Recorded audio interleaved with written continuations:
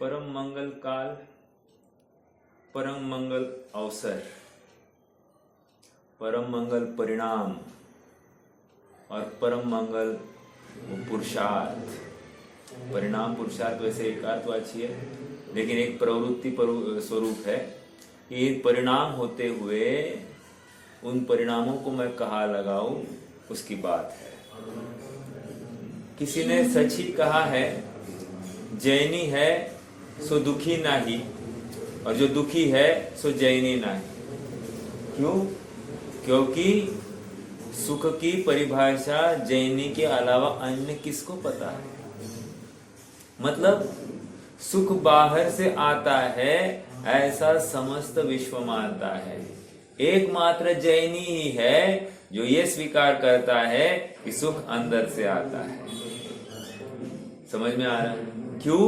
क्योंकि इसको बाल गुटी में यही सुनाया गया है, शुद्धात्म है मेरा नाम, मात्र जानना मेरा काम, मुक्तिपुरी है मेरा धाम, जहां मिलता पूरा विश्राम। कहने की बात इतनी है,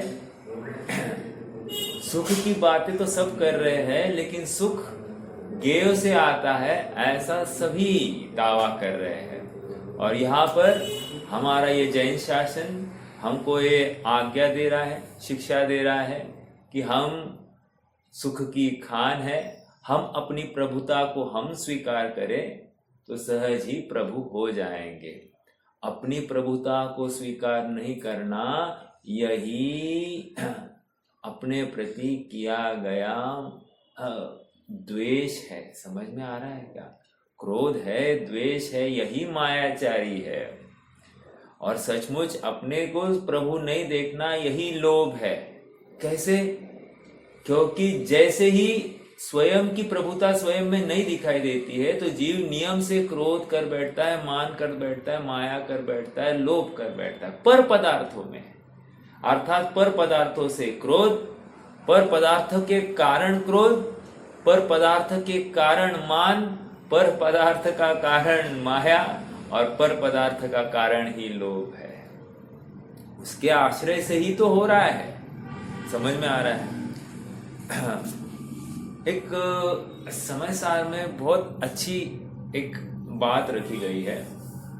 बात इस प्रकार रखी गई है कि हाथी है, हाथी आज घास खा रहा है, और घास खाते समय उसको लग रहा है कि आज की घास मीठी है।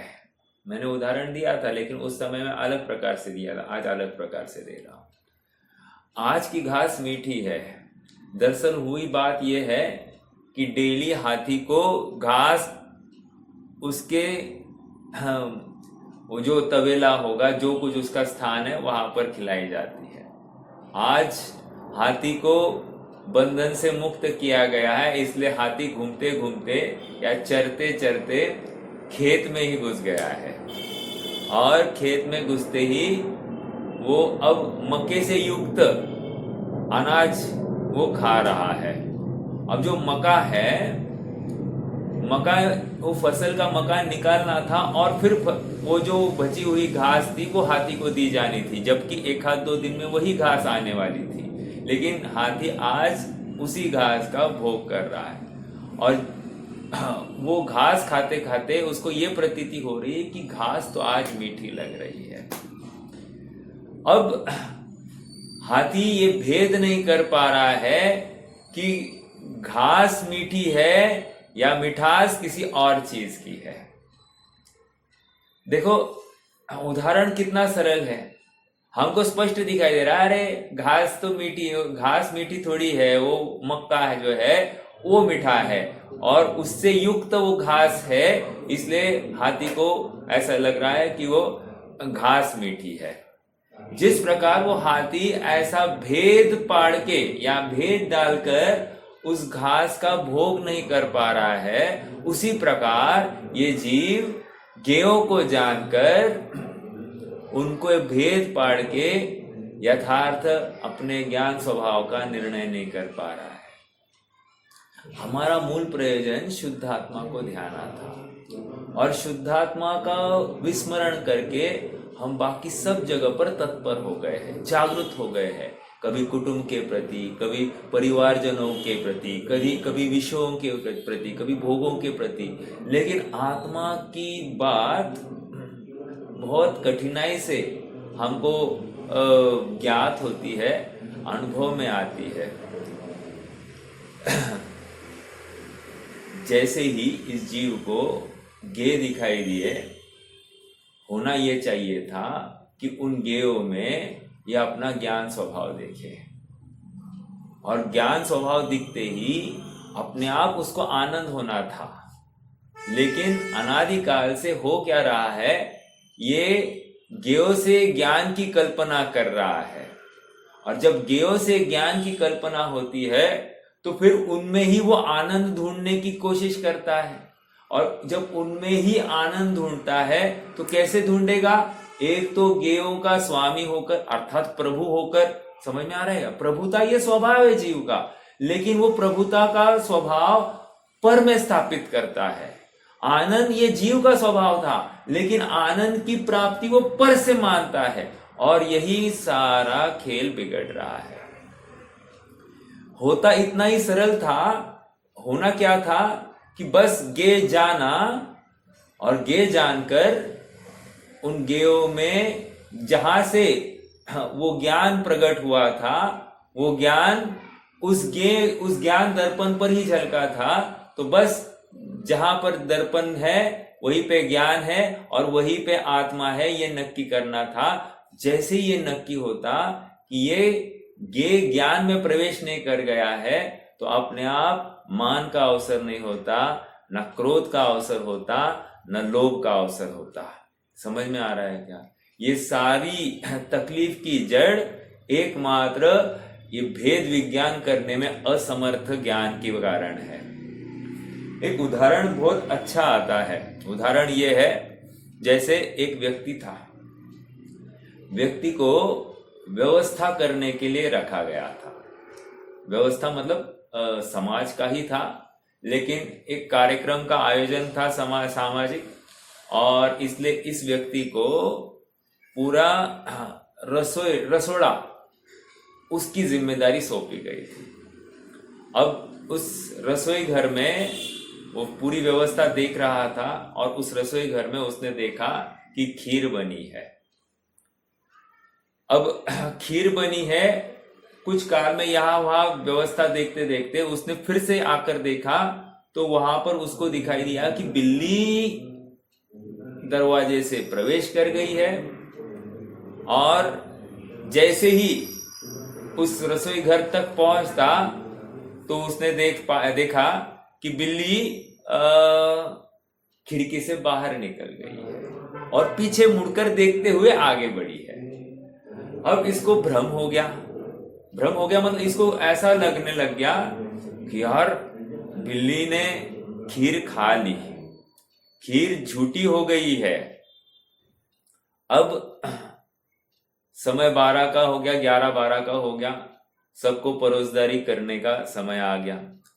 सभी समाज के लोगों को खीर परोसी गई। सबने खीर को बहुत नवाजा। श्रेष्ठीगण आए और सारी व्यवस्था करने वाले इस भाई को भी बोला, तुमको भी हमारे साथ भोजन करना पड़ेगा, तुम्हें भी आना पड़ेगा। तो भाई बोले नहीं आप सब कर लो, मैं बाद में कर लूंगा। नहीं बोला, आग्रह रखा गया कि आपको तो भोजन करना ही पड़ेगा। तो ठीक है, कहा हम भी करते हैं, बैठे हैं। अब सामने खीर रखी गई। सबसे पहले उनको कहा गया आपको ये खीर लेनी पड़ेगी। तो आपको ये खीर लेनी, इसने कहा नहीं मुझे खीर नहीं चाहिए। वो कह रहे नहीं आप खीर आपको ही खानी पड़ेगी, आपके बिना हम नहीं खाएंगे। अब ये उस खीर का सेवन कर रहा है और सभी समाज के लोग भी खीर का सेवन कर रहे हैं। मेरा प्रश्न है, सबके उस खीर के सेवन करने में क्या अंतर है?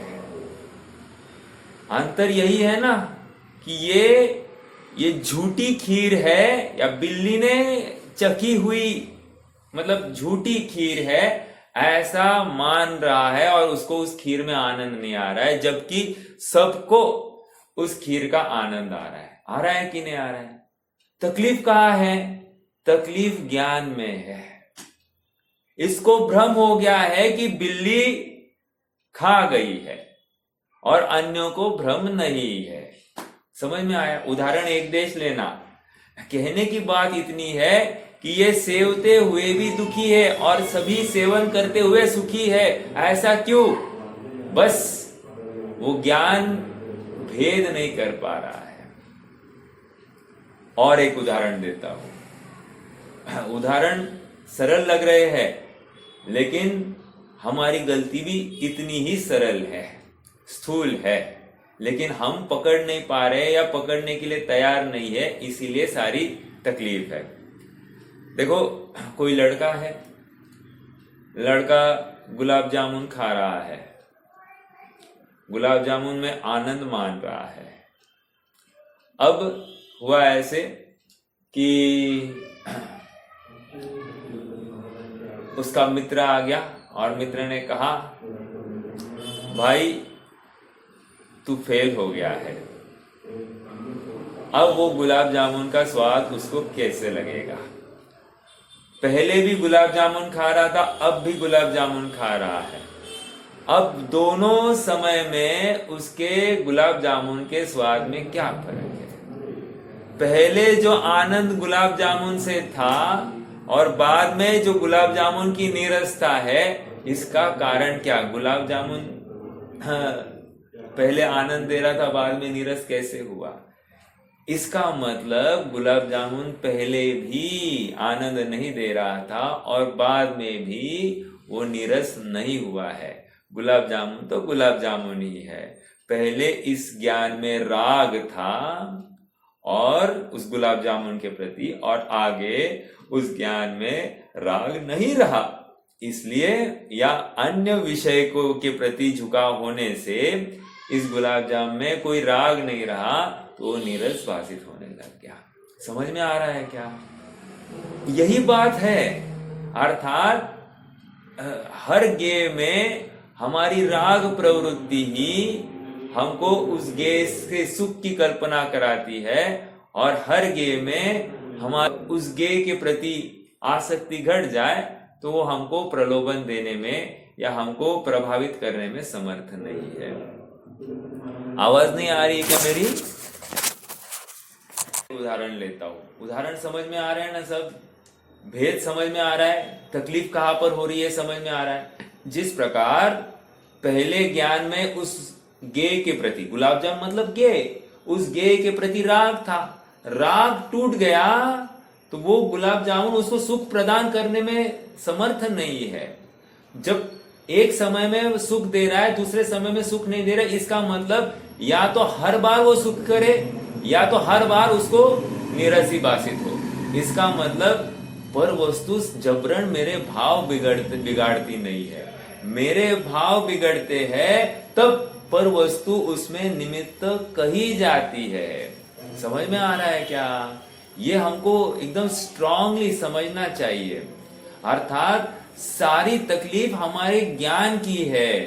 ज्ञान दर्पण पर गेय झलका, लेकिन गेय झलकने के बाद में इस जीव को लगा वो गेय इस ज्ञान में प्रवेश कर गया, जबकि गेय ज्ञान में प्रवेश करता ही नहीं है।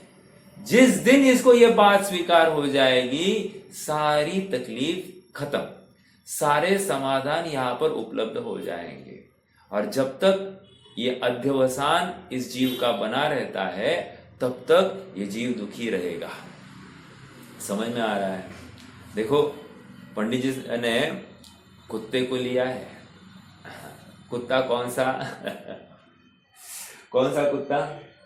कितने कुत्ते हैं? हड्डी चबाने वाला एक कुत्ता है, दूसरा भौंकने वाला, मतलब सामने वाले पर झपट्टे मारने वाला एक कुत्ता है, मतलब डंडी मारने वाले के ऊपर झपट्टी मारने वाला कुत्ता है। तीसरा कुत्ता कौन सा है? तीसरा कुत्ता वो है जो गाड़ी चला रहा है, चलाने का भाव कर रहा है, तीसरा। और चौथा मैंने अपनी तरफ से कभी आपको बताया है, द ग्रीडी डॉग। समझ में आ रहा है क्या?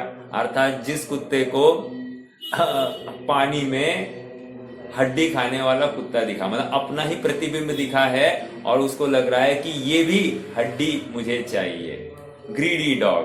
बराबर, ये 4 कुत्ते हैं, 3 कुत्ते तो पंडित साहब ने बताया, तो मुझे तीसरे कुत्ते की बात करनी है। तीसरा कुत्ता क्या है? जो बैलगाड़ी के नीचे है और बैलगाड़ी के साथ साथ चलते हुए इसको ये भ्रम हो गया है कि मैं बैलगाड़ी चला रहा हूं।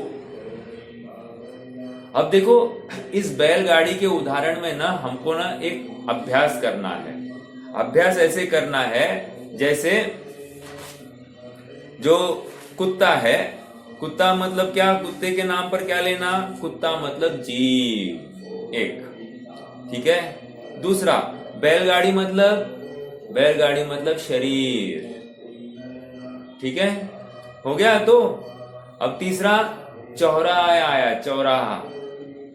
तो चौराहा आया तो बैलगाड़ी मोड़नी थी, तो वहां पर आप लीजिए कि एक स्थान से दूसरी स्थान चला है, तो वो आयु का काल पकड़ना। और चौराहा मतलब क्या? अब मोड़ आ गया है, अब रास्ता बदलना है, अर्थात बुढ़ापे का अवसर देख लेना उसमें, ठीक है, बुढ़ापा देखना है उसमें। चौराहा मतलब बुढ़ापा, क्योंकि अब रास्ता बदलना है। और गाड़ी वाला मतलब 8 कर्म। समझ में आ रहा है क्या? ये हमने एक रूपरेखा बनाई है। अब देखो, जैसे कुत्ता चल रहा है, जवानी के काल में पूरा जोश है, गाड़ी चली है तो कुत्ते को लग रहा है मैं ही चला रहा हूं। ऐसा ही नहीं, इसको जैसा सोचता है वैसे काम होते हैं। ये हाथ उठाना चाहता है, हाथ उठता है, ये भागना चाहता है, भाग लेता है, ये किसी को पछाड़ना चाहता है, पछाड़ देता है, किसी के साथ कुश्ती खेलना चाहता है तो उसको हरा देता है। तो इसको अब इतना स्ट्रांग विश्वास हो गया है कि मैं ही इस गाड़ी को चला रहा हूं। समझ में आ रहा है क्या? ऐसा इसको स्ट्रांग विश्वास हो गया है, जबकि हो क्या रहा था? गाड़ीवान चला रहा था, ओके। और ये इसको भ्रम हो गया कि मैं ही चला रहा हूं। आगे क्या हो गया? मोड़ आ गया, राइट। मोड़ आ गया मतलब मोड़ से पहले का काल लेना है, वो बुढ़ापा ही होगा।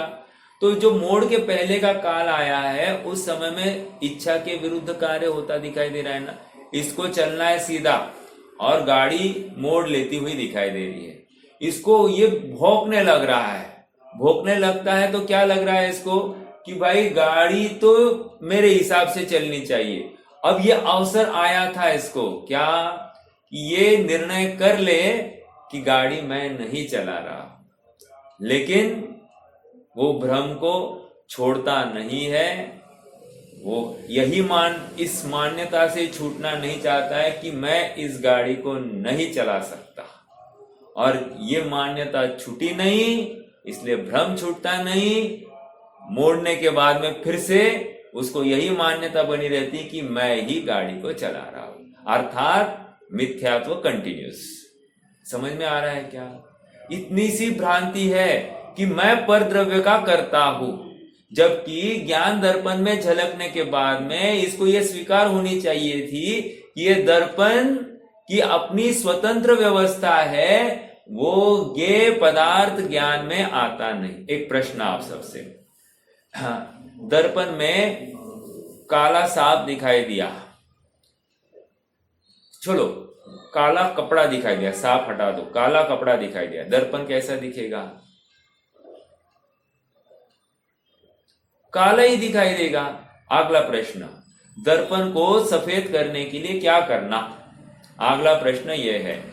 पहली बात क्या थी कि दर्पण में एक काला कपड़ा है, राइट।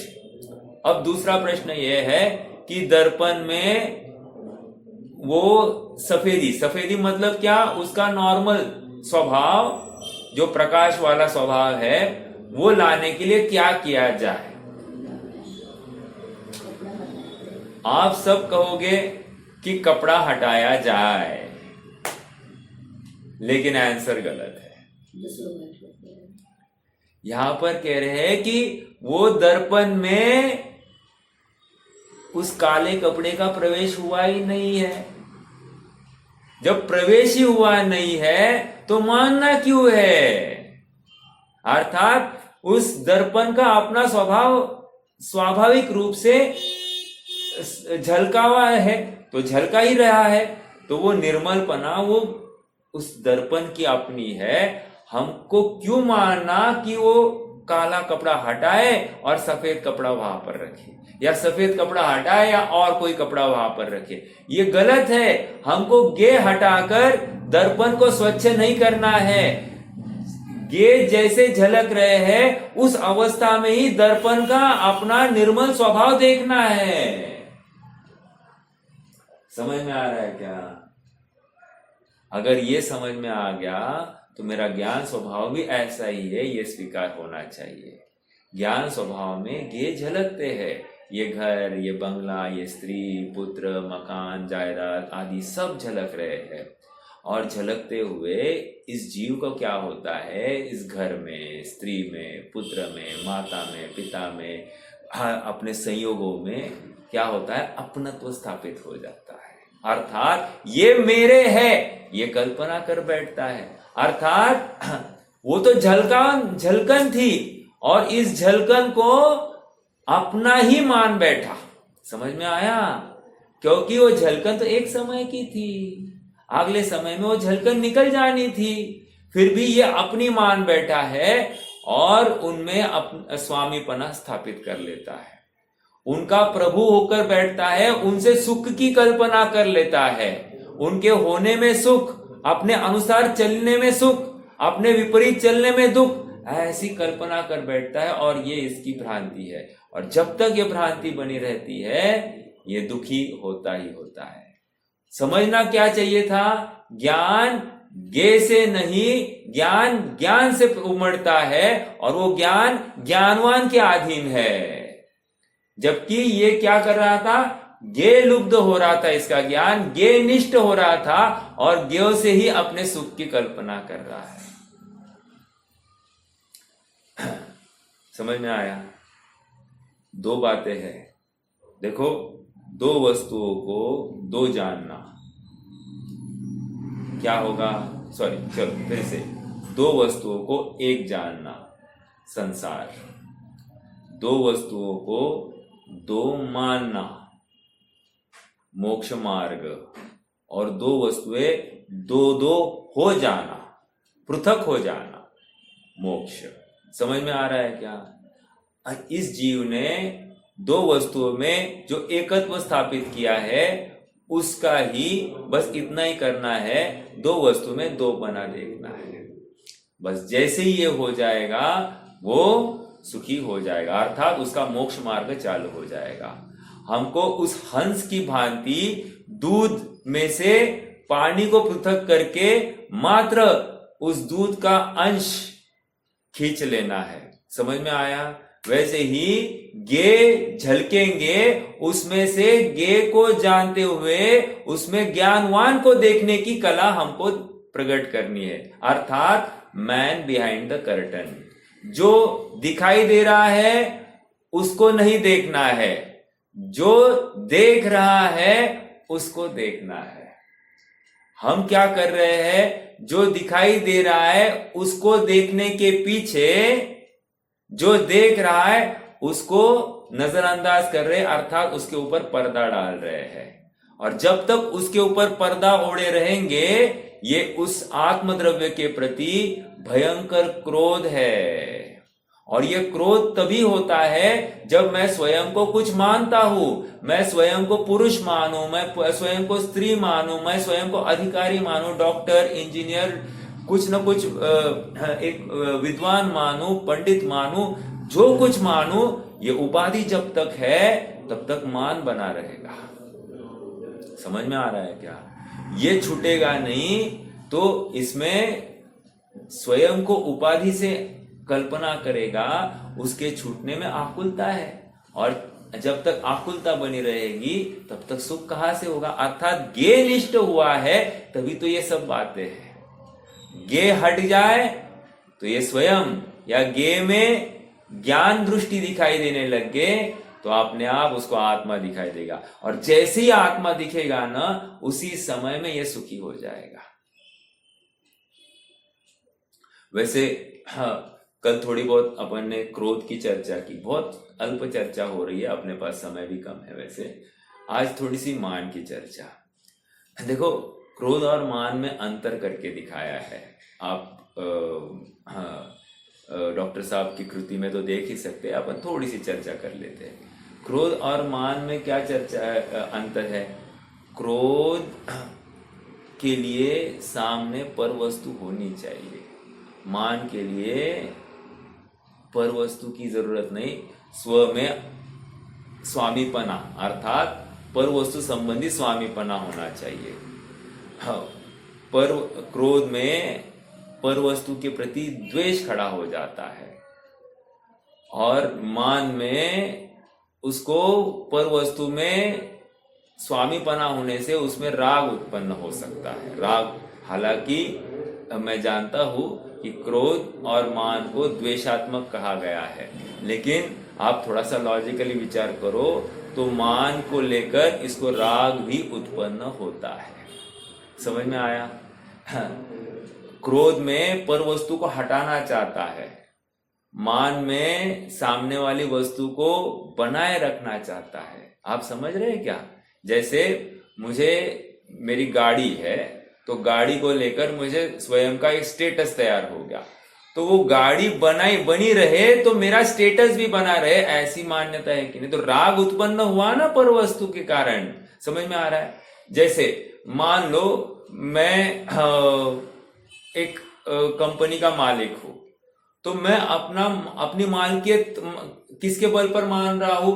मेरे अधीनस्थ जो 50-100 नौकर है उनके आश्रित तो मान रहा हूं कि नहीं। समझ में आ रहा है क्या। तो यहां पर कह रहे हैं कि तुमने पर का बनाए रखना, तुम्हारा मान का पोषण करने के लिए तुमने अपेक्षा की है। विचार कर कि मान लो मेरी कंपनी तहस नहस हो जाए तो मेरी मालकियत चली जाएगी ना। चली जाएगी तो मैं दुखी होऊंगा कि नहीं। तो ये दुखी होना क्या है, ज्ञेय निष्ठता है मेरी, अर्थात उस उपाधि में मैंने सुख की कल्पना की है। मान लो मैं विद्वान हूं, मैं यहाँ पर प्रवचन कर रहा हूं। अब प्रवचन एट व्हाट कॉस्ट, आप सब वहां पर विद्यमान हो उसके बल पर तो है। आप 5 मिनट लेट आओ तो मैं प्रवचन कहाँ कर पा रहा हूं, मुझे आकुलता हो रही है, अरे ये समय पर नहीं आए हैं। इसका मतलब वेरी वेरी नेचुरली मैं ये मान्यता बनाए रखा हूं कि मेरी विद्वत्ता आपके आश्रित है। आप पकड़ रहे हैं क्या। क्यों, क्योंकि मुझे दुख हो रहा है ना, आप नहीं आ रहे तो बस ये मान कषाय है। मैं चाहता हूं आप बने रहे, मैं चाहता हूं कि आप अधिक से अधिक संख्या में हो, तो ये मान नहीं तो और क्या है। अर्थात पर का संयोग जुटाना चाहता है मान कषाय में। और श्रीमद की भाषा में तो इतना कहते हैं, श्रीमद यदि मान नहीं होता तो इस जीव को यहीं पे मोक्ष हो जाता। समझ में आ रहा है। अपनी पहचान पर द्रव्य से होना, अपनी कॉलर टाइट अपन पर द्रव्य के आश्रित होकर माने तो ये बहुत बड़ी तकलीफ है। देखो एक उदाहरण आता है, उदाहरण ये है,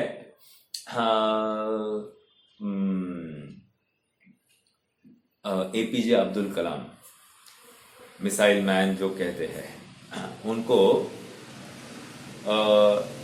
इंदिरा गांधी ने एक बार पीएमओ में बुलाया, अर्थात प्राइम मिनिस्टर ऑफिस में बुलाया। उस समय इंदिरा गांधी प्राइम मिनिस्टर थी।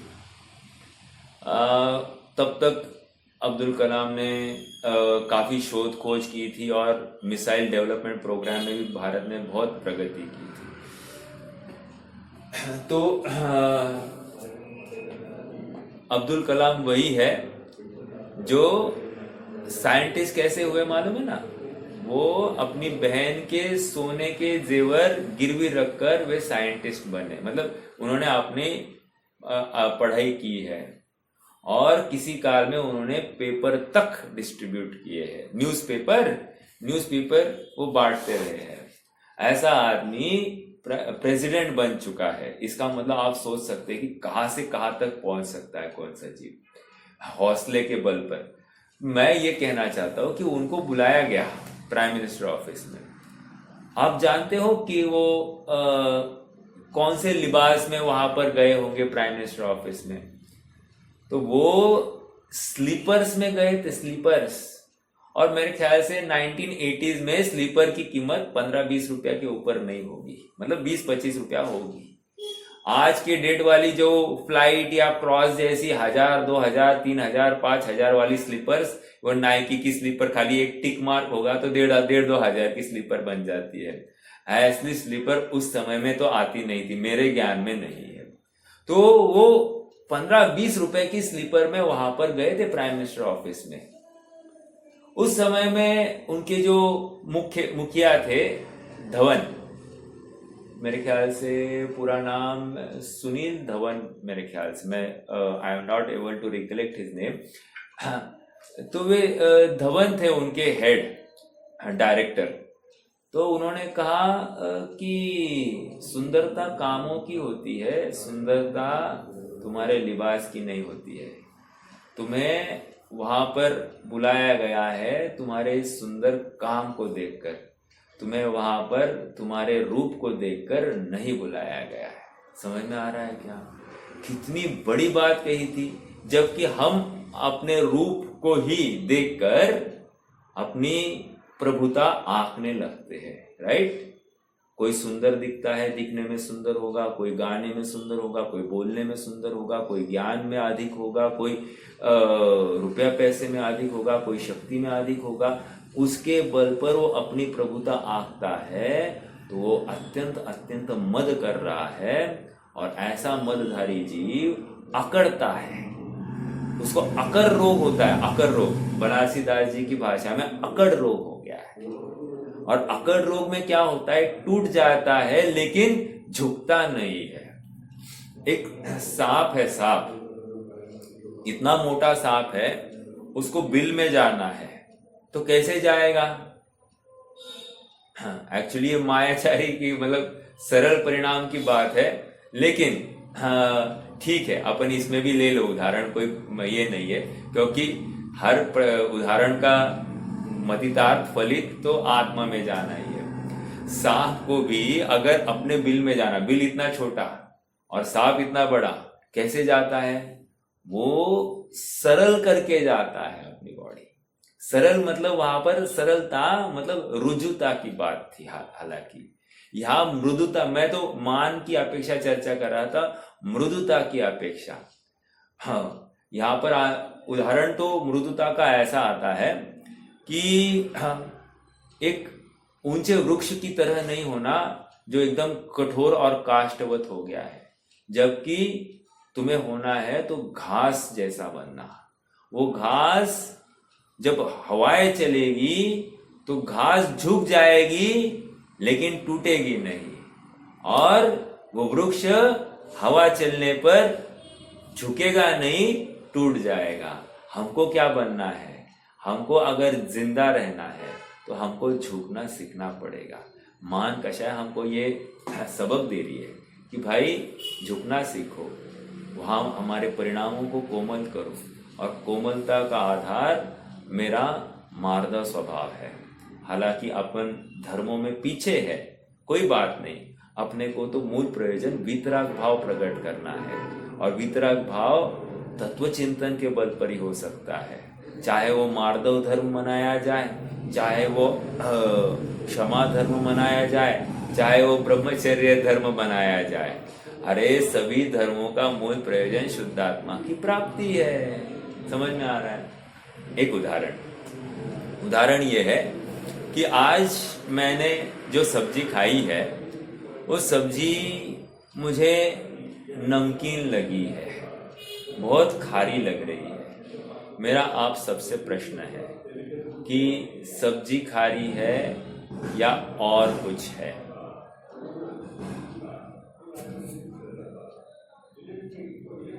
यदि आप कहते हो कि सब्जी खारी है, तो आपने गेय मिश्रित ज्ञान का ज्ञान किया है। समझ में आया? यदि आप कहते हो कि सब्जी खारी हो ही नहीं सकती, खारापन वो नमक का अपना स्वतंत्र है। समझ में आया? दूसरा उदाहरण देता हूं। उदाहरण ये है कि मान लो दूध है, दूध में शक्कर डालने से दूध मीठा होता है कि नहीं? अज्ञानता में ऐसा ही बोला जाता है। जिसको गेय मिश्रित ज्ञान का अभ्यास हो गया है वो यही कहेगा, अरे चीनी कहाँ महंगी है, डालो ना, और डालो, जरा मीठा चाहिए मुझे, है कि नहीं?